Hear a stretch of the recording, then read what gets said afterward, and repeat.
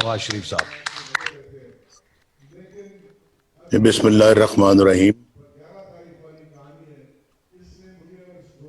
जी राय साहब, बहुत बहुत शुक्रिया। और यकीनन यहाँ आज आपकी मौजूदगी जो है वो हम सब के लिए बाइस खुशी है, बाइस फ़ख्र है।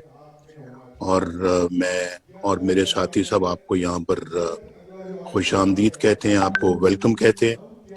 और खुशी महसूस करते हैं कि आप हमारे दरमियान यहाँ पर आज मौजूद हैं।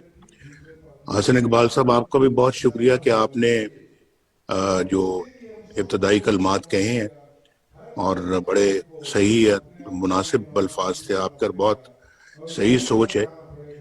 तो बहुत अफसोस है जो शहबाज साहब के साथ कल सलूक किया गया है।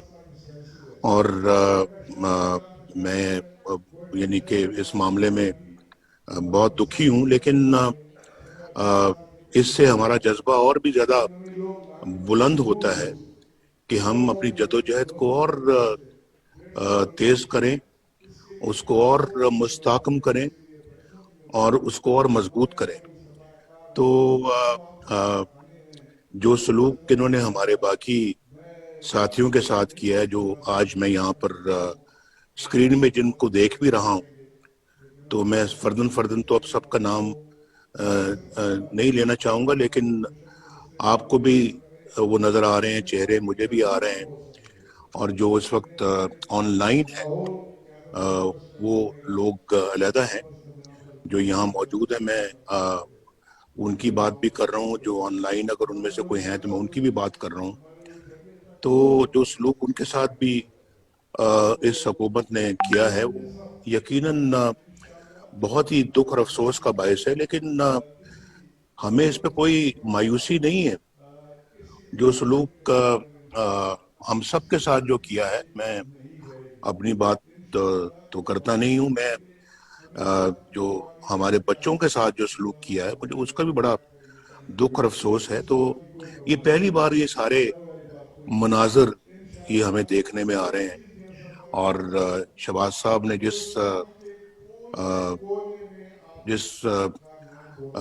स्टेड फास्ट होने का सबूत दिया है, जो जिस तरह से वो अल्हम्दुलिल्लाह एक ऐसे मर्द बन के खड़े रहे हैं तमाम मुश्किलों के आगे, और उन्होंने सर नहीं झुकाया और ना ही उन्होंने अपना जो है वो हमारे बयानियों को अपना जो है ना वो कमज़ोर किया, बल्कि उसको और मजबूत करने में उन्होंने अपना किरदार अदा किया है।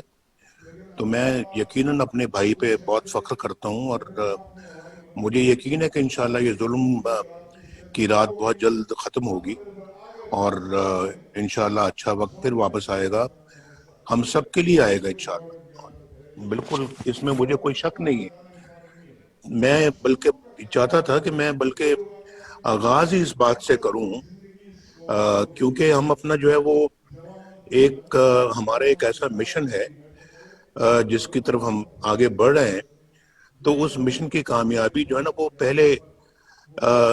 अ, पहले स्टेप पे हमें अपने साथ जो है ना वो क्लियर होना पड़ेगा, और हमें अपने अंदर अपने दिल के साथ, अपने ज़मीर के साथ ये गुफ्तगू करनी पड़ेगी कि वाकईतन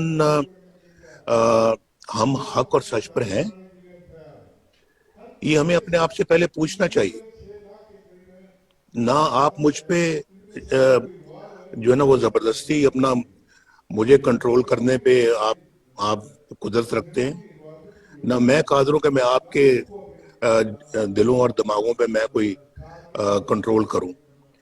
तो इसलिए मेरा ख्याल है कि हमें अपने आप से पहले ये पूछना चाहिए कि क्या हम हक और सच पर हैं। जो कुछ पाकिस्तान में हो रहा है ये वो सब सही है, और इलेक्शनों में जो धांधली हुई है वो सही है, उसे हम अपना कबूल कर लें। आरटीएस बंद हुआ था तो तकदीर का फैसला समझ के उसे कबूल कर लें। धांधली की बाकायदा नशिस्तें हमारी आंखों के सामने है। जो धांधली हुई है क्या उसको हम कबूल कर लें और मान लें कि जनाब ठीक है, अगर ऐसा हुआ है तो चलें जी, फिर आगे बढ़ते हैं। इन चीजों का क्या हिसाब लेना है?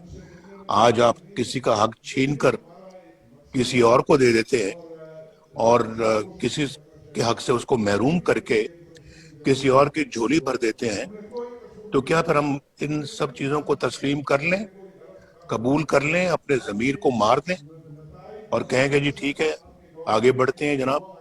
ऐसा तो होता रहता है, 70 सालों में तो ऐसा होता रहा है, लेकिन क्या आइंदा भी फिर ऐसा होना चाहिए? मैं ये समझता हूं कि इसका फैसला हमें बिल्कुल अब दो टोक तरीके से करना चाहिए। और मैं ये समझता हूँ कि आज जो अदालतों पर जो इस वक्त दबाव है और दबाव डालकर मर्जी के फैसले लिए जाते हैं, तो क्या ये सब सही है? और आप इसके विटनेस हैं, विटनेस हैं आप सब। हमें पता लगता रहता है कि कहाँ किस अपना अदालत में किस अपना जज ने क्या फैसला करना है। अनफॉर्चुनेट, ये इससे बड़ी बदकिस्मती और क्या हो सकती है कि अदालतों को दबाव में लाया जाए और उनसे मनमाने फैसले लिए जाएं। उनको दीवार से लगा दिया गया है, ये सही है? पार्लियामेंट को एक कठपुतली और रबर स्टैंप पार्लियामेंट बना दिया गया है। इसको मान लें। और आप में से लोग मुझे बताते हैं, मैं तो पार्लियामेंट का मेंबर, और मुझे नहीं मालूम कि मैं क्यों नहीं हूं आज मेंबर, मेंबर नहीं हूं। आज तक ऐसा कोई मौका नहीं आया कि मैं पार्लियामेंट, अल्हम्दुलिल्लाह कि मैं पार्लियामेंट का मेंबर ना रहा हूं। अल्लाह के फजल करम से हमेशा अल्लाह ने कामयाबी दी है और कोई आसान है कि मैं अपना, अल्लाह ने मुझे हमेशा ये एजाज बख्शा है। आज पहली मर्तबा मैं पार्लियामेंट का मेंबर नहीं हूँ, या मैं उस वक्त मेंबर नहीं था जब हम मुशर्रफ के ज़माने में जो है वो एग्जाइल पे चले गए, तो उस वक्त भी नहीं था और आज भी नहीं हूँ, क्योंकि मैं डिस्क्वालीफाई हो गया और निकल गया वजारत उज़्मा से कि मैंने अपने बेटे से तनख्वाह नहीं ली। और ये है हमारी अदालतों का कि बेटे से तनख्वाह नहीं ली, चलें छुट्टी करें, जाएं वजारत उज़्मा से भी फारिग। उसके बाद फिर चलें, वजारत उज़्मा से फारिग होने के बाद मुस्लिम लीग की सदारत से भी फारिग, सारी फाइल। ये क्या आपका दिलो दिमाग इस बात को तस्लीम करता है कि इसको, इन सब चीजों को मान लिया जाए? भाई सियासत जो है वो इंसान अपनी सेल्फ रिस्पेक्ट को मलूज़े खातिर रखकर इंसान सियासत करता है, सेल्फ रिस्पेक्ट कॉम्प्रोमाइज करके नहीं। तो अगर जिसमें सेल्फ रिस्पेक्ट जो है वो चली जाए, तो फिर कौन सी सियासत और कैसी सियासत? तो मैं तो समझता हूं कि ये आज सब चीजों को सोचने का ये दिन है। और मुझ जैसा आदमी जो 3 दफा अल्लाह ताला के फजलो करम से और आपकी मेहरबानियों से और आपकी दुआओं से और आपके ताउन से वजीर आजम बना, मैं 3 दफा, तो उसके साथ ये सलूक हो रहा है कि उसको मुल्क से बाहर जो है वो अ, रखा गया 1999 से लेके 2007 तक। और अब अपना जो अ, अदालतों की इजाजत है मैं बाहर आया हूँ। तो आज ही कोई अजीब व गरीब सा मैंने कमेंट्स पढ़े हैं, बड़ी तकलीफ हुई है वो कमेंट्स पढ़ के, मुझे बहुत अफसोस हुआ है। तो अब वो आप भी सब जानते हैं, मैं अब उस पर क्या कमेंट करूं। लेकिन मुझ जैसा बंदा जो है जिसने पाकिस्तान की अल्हम्दुलिल्लाह खिदमत की है दिलो जान के साथ, ये मेरे साथी आपके साथ बैठे हुए हैं, ये जिन्होंने मेरे साथ मिलकर पाकिस्तान की बिजली को बहाल किया, پاکستان کی روشنیوں کو بحال کیا، پاکستان کی انڈسٹری کو چلایا، پاکستان کی تجارت کو چلایا، گھروں میں بجلی لے کر آئے، اور پھر کسانوں کے لیے ٹیوب ویل چلائے، بجلی جو ناپید ہو چکی تھی اس کو دوبارہ لے کر آئے، دن رات کام کیا، ڈیم بنوائے، بجلی کے کارخانے لگوائے، اور پھر کہاں کہاں کارخانے نہیں لگے، اور اتنی سپیڈ میں. اور میں اپنے بھائی شہباز شریف کو بھی سلوٹ کرنا چاہتا ہوں کہ جس نے ماشاءاللہ دن رات ایک کر کے یہ بجلی کے کارخانے جو پنجاب میں لگے ہیں، اس کا سہرا شہباز شریف کے سر پر ہے، اور آپ یہ خواجہ آصف صاحب کے سر پہ ہے، اور شاہد خاقان عباسی کے سر پہ ہے، اور جو بھی لوگ اس ٹیم میں شامل تھے ان کے سر ہے. آپ جانتے ہیں، یہاں بیٹھے ہوئے ہیں ڈار صاحب میرے ساتھ یہ بیٹھے ہوئے ہیں، ڈار صاحب ماشاءاللہ ان کے سر پہ ہے، انہوں نے اس کے لیے وسائل مہیا کیے. ڈار صاحب بھی جانتے ہیں، خواجہ آصف بھی جانتے ہیں، شاہد عباسی بھی جانتے ہیں، اور اپنا ڈار صاحب اور کون سے تھے جو بڑے اس معاملے میں ایکٹیو تھے. اور میں ان سیکرٹریوں کو بھی، سرکاری افسروں کو بھی میں بہت ان کا شکر گزار ہوں جنہوں نے ہمارا ساتھ دیا اس معاملے میں، کہ ہم نے اپنا یعنی ہر دوسرے تیسرے دن پرائم منسٹر ہاؤس میں میٹنگیں ہوتی تھی، اور بجلی واپس لانے کے لیے گیس کو پاکستان میں جو ہے نا وہ سپلائی کرنے میں میرا خیال ہے کہ ہم نے کوئی کسر نہیں چھوڑی. اور پھر اس کے بعد یہ تو ایک سیکٹر ہے نا. آپ دیکھ لیں آج موٹر ویز پاکستان یعنی اسلام آباد سے پشاور سے لے کے کراچی تک صرف ایک بیچ میں حصہ رہ گیا ہے جو کہ اپنا ہے وہاں سے سکھر سے لے کے حیدرآباد تک، جو ابھی رہ گیا ہے وہ بھی شاید رہ گیا کہ ہمیں ٹرم ہی نہیں کسی نے پوری کرنے دی. ہمارا ٹینیور جو ہے وہ اپنا جو ہے نا وہ اس میں پورا نہیں ہو سکا، ورنہ اس کی بھی بنیاد رکھ کے ہم جاتے. تو آج جگہ جگہ پاکستان پہ آپ کو ہائی ویز، موٹر ویز نظر آتی ہیں، اور لوگ کتنے مستفید ہو رہے ہیں. تو اس میں ماشاءاللہ حسن اقبال صاحب کا بھی بہت بہت شکریہ جنہوں نے اس کی ساری پلاننگ کی، اور پھر ڈار صاحب کا شکریہ جنہوں نے اس کے لیے پیسے فراہم کیے، اور پھر دھرنوں کے باوجود دھرنوں کے باوجود ہم نے وہ سب کچھ اکمپلش کیا جو اس ملک کی ضرورت تھی. اور پھر 4 سال، میں تو 4 سال رہا، 4 سالوں میں ہم تقریباً بہت کچھ کر گئے تھے. اور پھر آپ ہماری جو ہے وہ گروتھ ریٹ آپ دیکھ لیں، گروتھ ریٹ ماشاءاللہ کتنا بڑھ گیا تھا، اور 5.8% پہ جو ہے وہ گروتھ ریٹ ہم چھوڑ کر گئے ہیں، جو کہ آج نیگیٹو چلا گیا ہے. تو میں یہ سمجھتا ہوں کہ یہ کیا ہے، تو میں یہ سمجھتا ہوں کہ آج اپنا جو ہے وہ اللہ کے فضل و کرم سے جو ہے وہ یہ سب جانتے ہیں کہ ہماری کیا خدمات ہیں اس ملک کے لیے. دہشت گردی کے خلاف ہم جنگ جیت کر گئے، اور پھر پاکستان کو جو ہے وہ گرے سے ہم وائٹ میں لے کے آئے، فیٹف میں، اور سب کچھ آپ کے سامنے ہے. گنوانے کی کیا ضرورت ہے مجھے، لیکن آج ہزارہ موٹر وے بھی دیکھ لیں، سیالکوٹ لاہور موٹر وے بھی دیکھ لیں، آپ اپنا لاہور ملتان موٹر وے بھی دیکھ لیں، ملتان سکر موٹر وے بھی دیکھ لیں، حیدرآباد کراچی موٹر وے بھی دیکھ لیں. بلوچستان میں ہمارا بنی ہے، بلوچستان کے اندر جو ہے اللہ کے فضل و کرم سے ہائی ویز ہم نے بنائی ہے. صرف یعنی پنجاب کے اندر نہیں، بلوچستان اور پھر گوادر کو کوئٹہ سے ہم نے ملایا ہے. یہ کوئی چھوٹا منصوبہ نہیں ہے. اور بہت ساری سڑکیں بنائی ہیں. اور ابھی دیکھیں یہ جو ڈیرہ اسماعیل خان سے یعنی اسلام آباد سے ڈیرہ اسماعیل خان سے یہ کوئٹہ، یہ انڈر کنسٹرکشن ہے. اس کا کافی حصہ سنا بن بھی چکا ہے. اور پھر اپنا جو ہے وہ سندھ کے اندر سے یہ موٹر وے ساری گزر رہی ہیں. ہمارے تو بڑے بڑے منصوبے تھے جو زیر تکمیل تھے, اور بہت سارے آج شاید مکمل ہو چکے ہوتے, باقی بھی جو رہ گئے ہیں.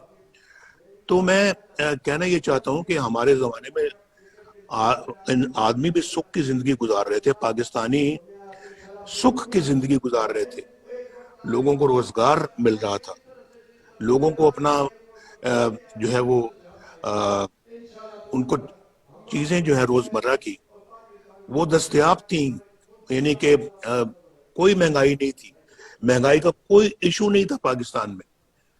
تو آج تو ان کا جینا دوبر ہو گیا ہے. تو یہ جو جدوجہد آپ جو کرنے کا جو ارادہ رکھتے ہیں, وہ جو سب سے زیادہ اس کی جو ضرورت ہے وہ صرف اور صرف ان 21 کروڑ عوام کے لیے ہے, یہ عوام کے لیے ہے جو جن کے دکھوں میں اور مشکلات میں آج بے پناہ اضافہ ہو چکا ہے.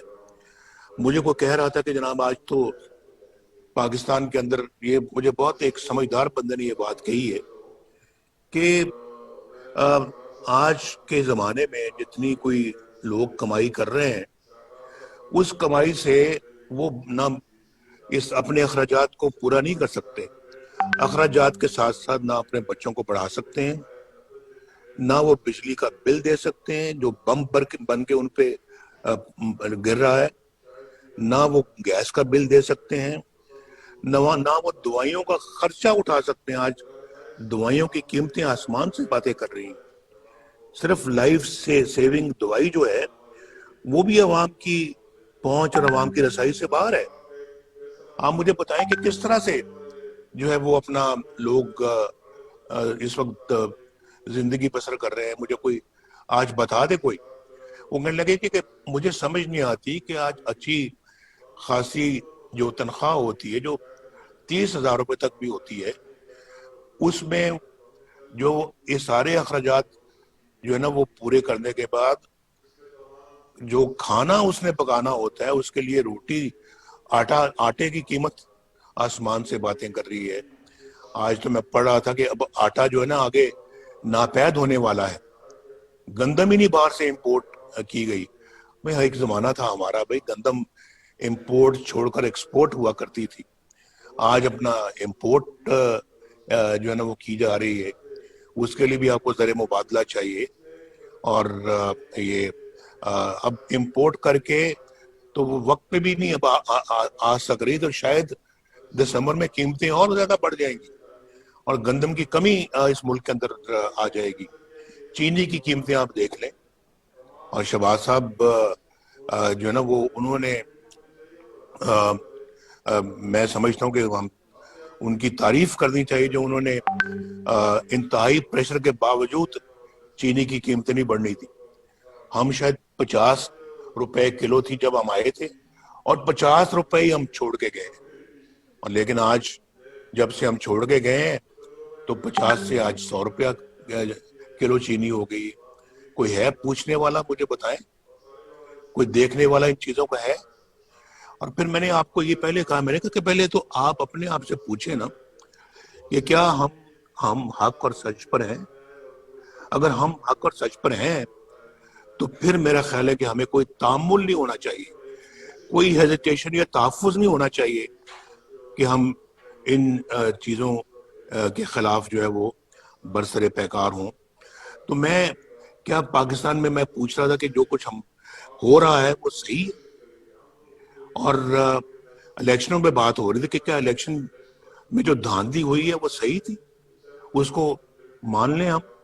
میرا تو ضمیر اس کو قبول نہیں کرتا, اور میں اسی پہ بات پہ میں نے کہا تھا کہ سیاست اور نو سیاست, کوئی انسان کا ضمیر بھی ہوتا ہے, کوئی انسان کی سیلف رسپیکٹ بھی ہوتی ہے.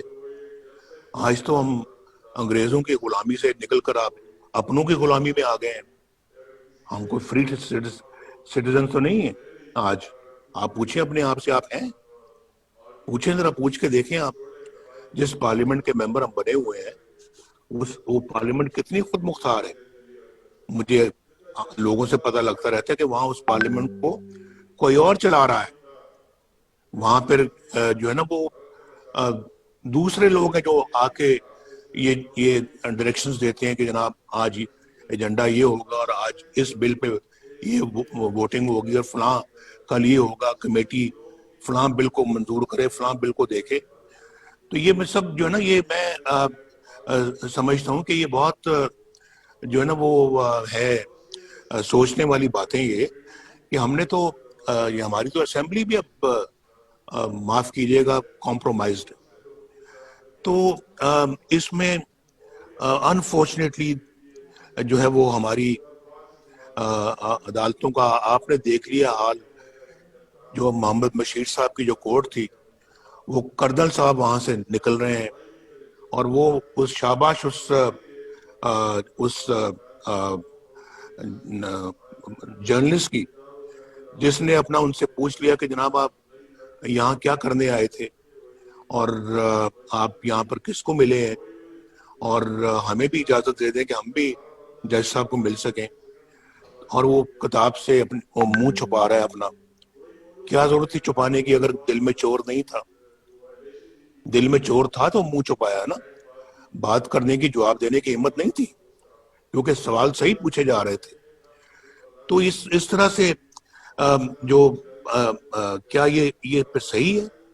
اور پھر جو ہے وہ میں کیا یاد کراؤں اب جو یہ ملک ارشد صاحب لے کے گئے ہیں، جو کہہ گئے ہیں، ایڈمٹ کر گئے ہیں کہ میں نے انڈر پریشر جو ہے نا یہ فیصلہ سنایا ہے.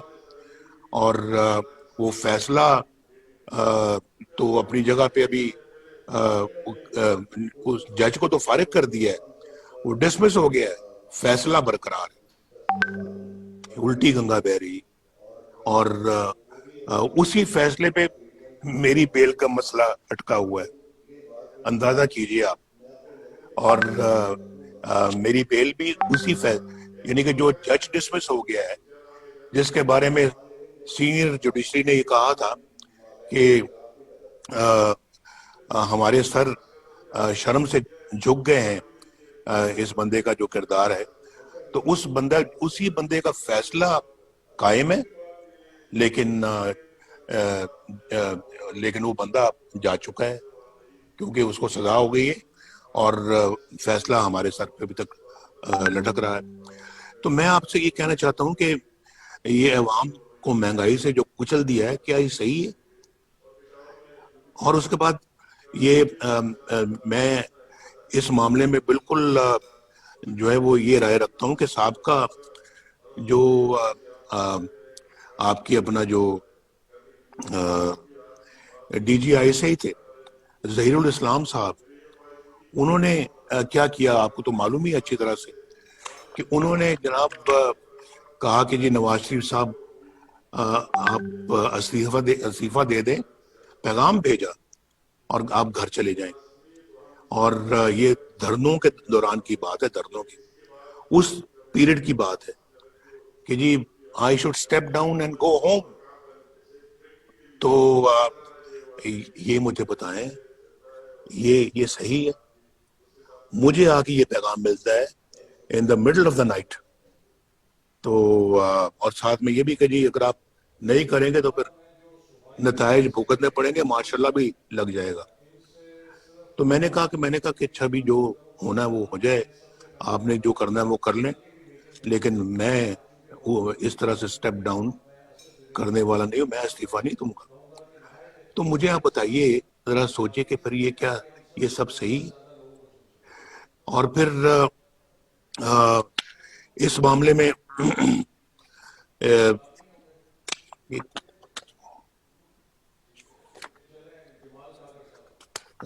معاف کیجیے گا ذرا. دوسرا یہ دیکھیں کہ یہاں پہ بیان دیا جاتا ہے کہ جرنیل فوج کا سیاست میں کوئی کردار نہیں ہے اور فوج جو ہے وہ سیاست میں کوئی حصہ نہیں لیتی، تو کوئی مداخلت نہیں کرتی. تو پھر مولانا غفور حیدری صاحب نے جو کہا کہ مجھے جنرل باجوہ نے بلایا، چیف آف آرمی سٹاف نے مجھے بلایا اور مجھے کہا کہ جی آپ یہ دھرنا بند کریں، ہم جو نواز شریف کے خلاف کر رہے ہیں آپ اس کے مداخلت نہ کریں۔ پھر یہ تو کون سی سیاست رہے گی جس میں آپ مداخلت نہیں کر رہے؟ اور آپ کیوں نواز شریف کے خلاف کوئی ایکشن لے رہے ہیں یا کوئی کاروائی کر رہے ہیں؟ ذرا مجھے پتہ لگنا چاہیے اس بات کا۔ تو کیوں کر رہے ہیں؟ آپ کا تو یہ کام ہی نہیں ہے، آپ کا تو یہ پیشہ ہی نہیں ہے۔ تو آپ یعنی کہ کیوں آپ نے پھر یہ بات ان سے کہی؟ اور اگر آپ نے نہیں کہی تو پھر آپ نے کیا اس کی کوئی کانٹرڈکشن دی ہے؟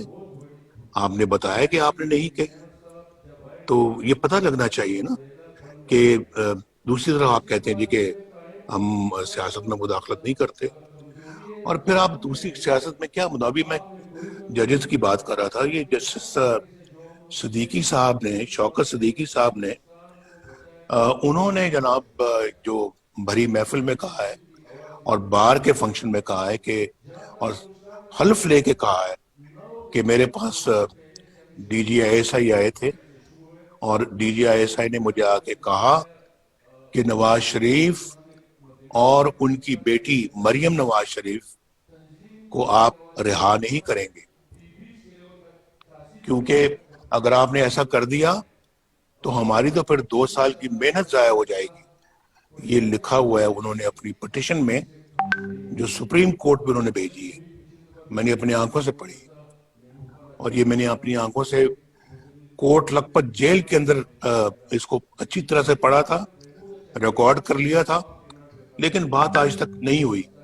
بات کرنے کا موقع اب مل رہا ہے، تو ہم نے بھی بڑا صبر کیا ہے، ہم نے بہت جو ہے نا وہ یہ وقت صبر شکر کے ساتھ گزارا ہے، لیکن پھر بات کرنے کا ایک وقت آتا ہے بھائی، اور پھر جو ہے نا وہ ایک وقت آتا ہے جب ایک ٹرننگ پوائنٹ آتا ہے، پھر تو وہ ٹرننگ پوائنٹ اب آیا ہے، تو اب میں سمجھتا ہوں کہ یہ ناقابل قبول چیزیں ہیں۔ آپ مجھے بتائیں کون سی 2 سال کی محنت ہے جو آپ نے کی تھی نواز شریف کے خلاف، جو آپ نے کہا کہ ہماری 2 سال کی محنت ضائع ہو جائے گی اگر نواز شریف کو اور مریم کو چھوڑ دیا۔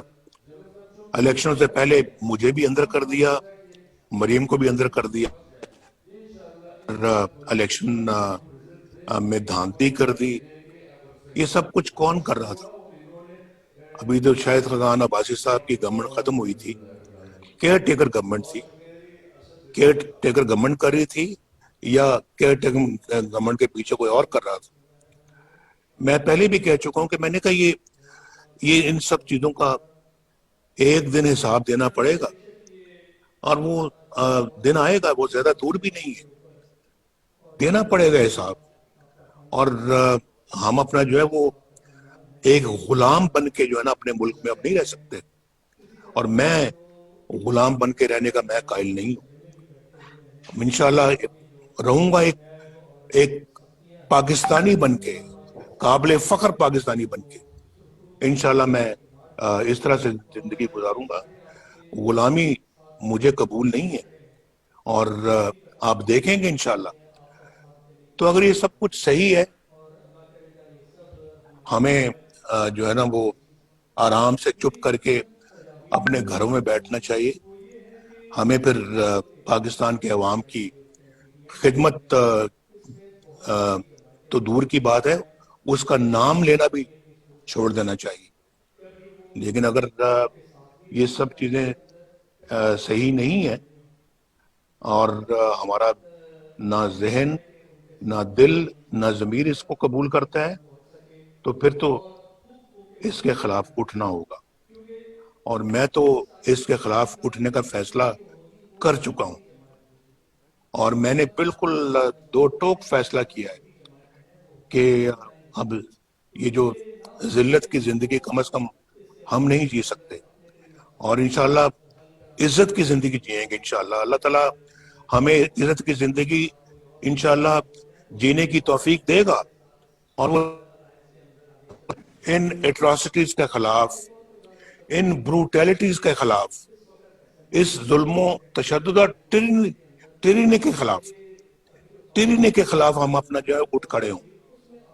اور یہ میرا خیال ہے کہ اگر ہم اٹھ کھڑے ہوں گے اس ملک کی تقدیر بدل جائے گی، اس قوم کی تقدیر بدل جائے گی. یہ قوم آج مشکلات کا شکار اسی لیے ہے، اس ظلم و ٹرینی کا شکار اسی لیے ہے، مہنگائی کا شکار اسی لیے ہے، بے روزگاری کا شکار اسی لیے ہے کہ ہم اپنا جو ہے وہ اپنے ان فیصلوں کے خلاف کھڑے نہیں ہوتے، اور پھر کوئی اور اس طرح کے فیصلے کرتا اور ہم ظلم، تشدد اور جو ہے نا وہ ان زیادتیوں کے اور ظلم کے سامنے جو ہے وہ کھڑے نہیں ہوتے. تو اگر آج اس قوم نے کھڑے ہونے کا فیصلہ کر لیا تو آپ یہ کہیں نوٹ کر لیں میری بات کہ انشاءاللہ تعالی تبدیلی سالوں میں نہیں، چند مہینوں میں اور چند ہفتوں میں انشاءاللہ اس ملک کے اندر آئے گی، اور ضرور آئے گی. یہ اپنا جو ہے وہ اس بندے کو لے آئے ہیں سلیکٹڈ وزیر اعظم کو، تو سلیکٹڈ وزیر اعظم جو ہے وہ حق تو آپ کا تھا، لے اس کو آئے ہیں، نااہل آدمی ہے، آتا جاتا کچھ نہیں ہے، پاگل ہے، اور اس کو پتہ ہی نہیں ہے حکومت سازی، حکومت کرنا کس کو کہتے ہیں، حکومت چلانا کس کو کہتے ہیں. اور اس بندے کو تو کوئی اس شعور ہی نہیں ہے، تو خالی ہے اس کا ذہن. تو اس بندے کو لے آئے ہیں، اور اب پچھتا تو رہے ہوں گے کہ لائے بھی تو ہم کس بندے کو لے کے آئے ہیں، لیکن اب آپ لائیں، آپ ہی کو جواب دینا ہوگا. اس بندے کو آپ نے جو ہے نا مسلط کر دیا اس قوم کے سر پر، تو قصوروار تو سب سے بڑے آپ ہیں. تو یہ بندہ تو قصوروار ہے ہی ہے، لیکن اس سے بڑے قصوروار آپ ہیں، اور آپ کو یہ جواب دینا ہوگا، اور ہم جواب لیں گے، ہم ضرور لیں گے جواب. یہ میرا خیال ہے کہ یہ ہماری جو پی ڈی ایم ہے اس کا یہ فیصلہ ہے، اور اس فیصلے کو ہم نے امپلیمنٹ کرنا ہے انشاءاللہ. یہ آج نہیں تو کل نہیں تو 6 مہینے میں، سال میں یہ ہو کر رہے گا. تو شہباز صاحب کو آپ گرفتار کرتے ہیں، یعنی دیکھیں میں بھی اس بات کی میں احتساب، شہباز صاحب کو تو آپ گرفتار کرتے ہیں، اور شہباز صاحب جو ماشاءاللہ اللہ کے فضل و کرم سے جدی پشتی، جو ماشاءاللہ صنعت کار فیملی سے ان کا تعلق ہے، اور وہ اپنا آج سے نہیں ہے، 1937 سے ہے. تو جب پاکستان بنا تو اللہ کے فضل و کرم سے اچھا بھلا صنعت تھی ہماری اس زمانے میں. اور پاکستان کے بننے کے چند سالوں بعد 1972 کے شروع میں جب ذوالفقار علی بھٹو کی حکومت آئی ہے تو پاکستان میں سٹیل کا سب سے بڑا ادارہ تھا، اس کو نیشنلائز کیا.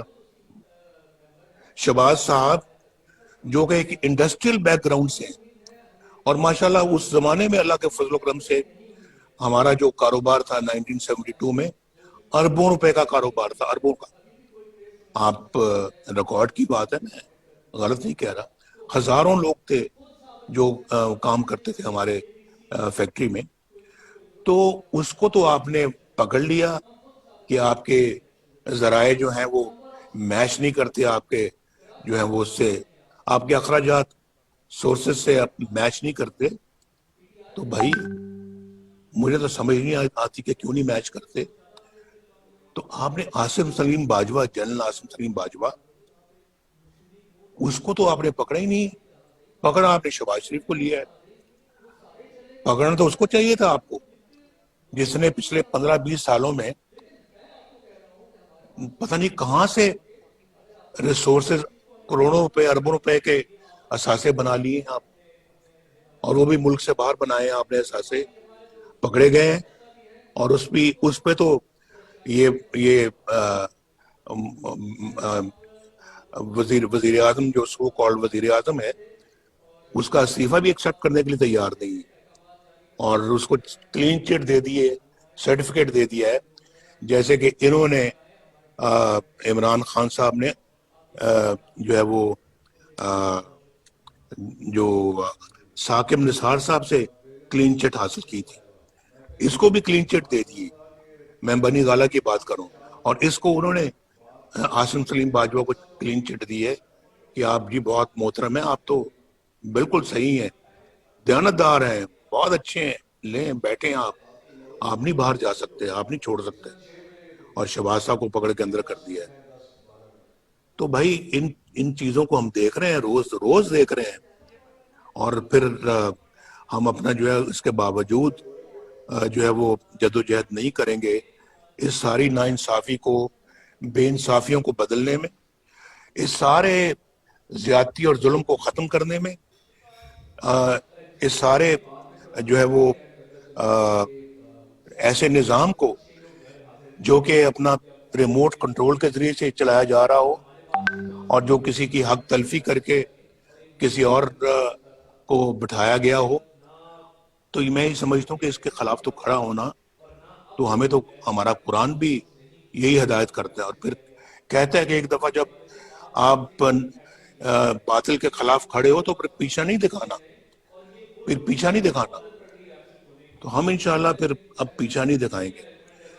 میں بالکل جو ہے وہ سمجھتا ہوں، لیکن کہ بعض حضرات شاید بہت وزن نہیں اٹھا سکتے، لیکن میرا یہ خیال ہے کہ اگر دل ذرا بڑا کر کے تھوڑا وقت اگر مشکل اگر آتی بھی ہے اس کو برداشت کر کے، تو اگر اپنا کردار اگر ادا کریں گے تو انشاءاللہ اس قوم کی تقدیر دنوں میں بدل جائے گی، ان سب مصیبتوں سے نجات مل جائے گی. اور یہ جو غلامی ہماری جو چل رہی ہے، یہ غلامی کا دور ختم ہو جائے گا، یہ غلامی ختم ہو جائے گی. یہ میں اللہ کے فضل و کرم سے دعوے سے کہتا ہوں. یہ بات صرف تھوڑا سا اپنے اندر حوصلہ ہم نے پیدا کرنا ہے، اپنے عزم کے اندر جو ہے وہ مضبوطی پیدا کرنی ہے. اور اگر ہم نے یہ کر لیا تو بہت جلدی انشاءاللہ حالات تبدیل ہو جائیں گے. میں چاہتا ہوں کہ آج اپنا جو ہے وہ کل آپ کی میٹنگ ہوئی ہے اپنا وہاں، میٹنگ کے حوالے سے اب اپنا جو ہے وہ، اور پھر جو فیصلے جو ہوئے ہیں ہمارے اے پی سی کے اندر، ان فیصلوں کو جو ہے وہ اب ہمیں عملی جامہ پہنانا چاہیے، اور ان فیصلوں کو امپلیمنٹ کرنا چاہیے ان لیٹر اینڈ اسپرٹ. اور ہمیں ہمارا اتحاد جو ہے اس میں اگر کچھ اگر ابھی اپنا کچھ اگر ایسی کوئی ہے اپنا جو کہ جن کو تھوڑا سا حوصلہ دینے کی ضرورت ہے، وہ ضرور دینا چاہیے. لیکن میرا مطلب کہ جو اس وقت پورے حوصلے اور اسپرٹ میں ہیں، ان کو انشاءاللہ آگے بڑھنا چاہیے. اور میں سمجھتا ہوں کہ اس کے لیے ہماری اپنی پارٹی کو بھی اپنا کردار خود بھی ادا کرنا چاہیے. ایک تو پی ڈی ایم کے پلیٹ فارم سے بھرپور کردار، ایک اپنے پلیٹ فارم سے بھرپور کردار. اور ماشاءاللہ ہم بھی اللہ تعالیٰ کے فضل و کرم سے اس قابل ہے کہ اپنا خود بھی کردار ادا کر سکتے ہیں، جو کہ انشاءاللہ جولی پی ڈی ایم کی جولی میں جائے گا. تو ایک تو یہ بات ہے، اس کے لیے ایک باقاعدہ میرا خیال ہے کہ اب ہمیں آج بیٹھ کر تو زیادہ سے زیادہ کل تک اپنا پروگرام جو ہے وہ ترتیب دے دینا چاہیے. یا اگر کوئی پروگرام آپ کے پاس اس وقت بن چکا ہوا تو آپ برائے کرم مجھے آگاہ کریں. اور کل آپ کی جو میٹنگ ہوئی اس میں جو فیصلے ہوئے ہیں وہ سب آپ کے سامنے لے کر آئیں.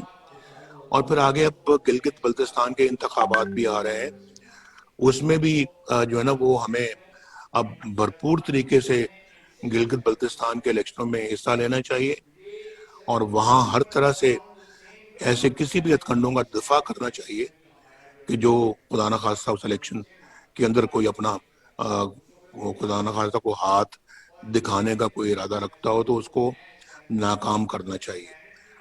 تو میں ان باتوں کے بعد میں واپس مائک جو ہے میں آپ کو دوں گا، اور میں آپ کے ساتھ ہی یہاں پر موجود ہوں.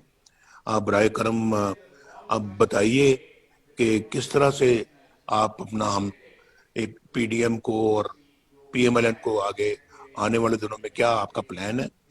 اور میں انشاءاللہ آج بھی ہوں، اور انشاءاللہ ڈیلی بیسس پہ بھی میں اویلیبل ہوں. اور انشاءاللہ مجھے جو بھی اپنا آپ میری ڈیوٹی لگائیں گے یا مجھے اپنا کوئی فرض سونپیں گے، میں انشاءاللہ اس کو ادا کروں گا. اور